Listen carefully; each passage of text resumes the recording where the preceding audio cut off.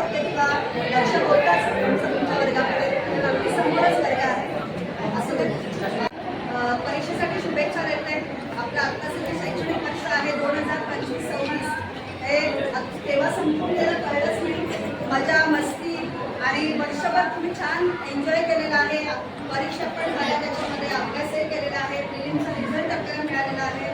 पण आता आजचा दिवस जो आहे तो मस्ती करण्याचा शेवटचा दिवस आहे. लक्षात ठेवा. कोणाला मी ज्याला त्याला बोलावं लागेल लक्षात ठेवा.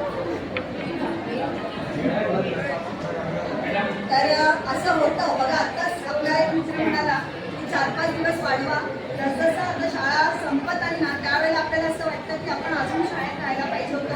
अजून काही दिवस असं म्हणतात ना की निरोप समारंभ म्हणजे एका डोळ्यामध्ये हसू आणि एका डोळ्यामध्ये हसू आहे. तर दोन्ही पण आहेत की आज तुम्ही पुढच्या प्रवेशामध्ये आता जर 10वी तुमची पहिली परीक्षा असली नवीन पुढच्या जीवनासाठी देखील ते महत्त्वाचा टप्पा आहे.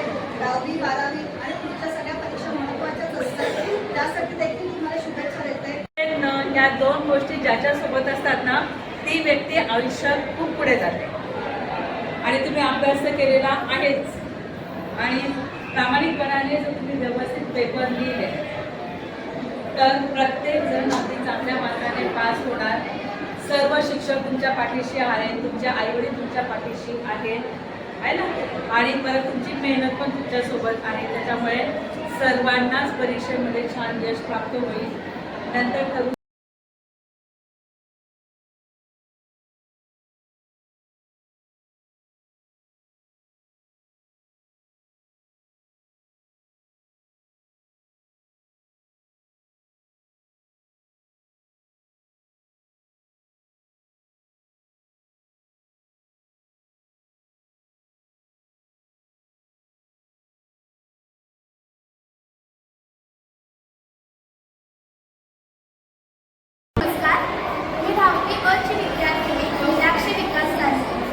आज आमचा निरोप समारंभ आहे.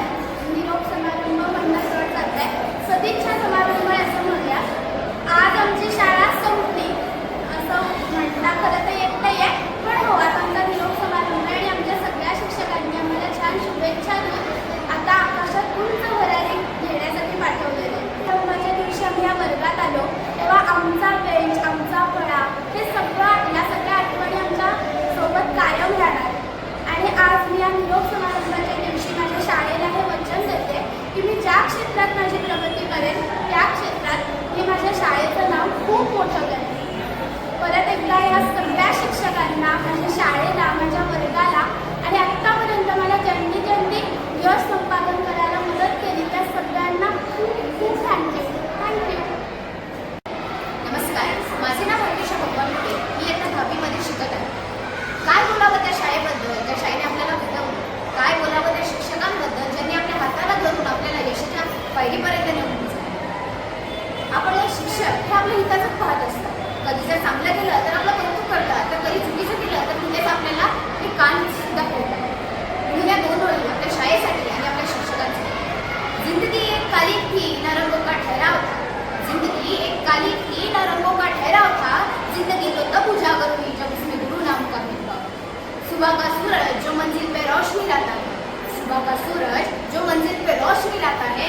चलना तो हम माँ बाप से सीखते हैं मगर सही राह पे चलना हमें वो सिखाता है.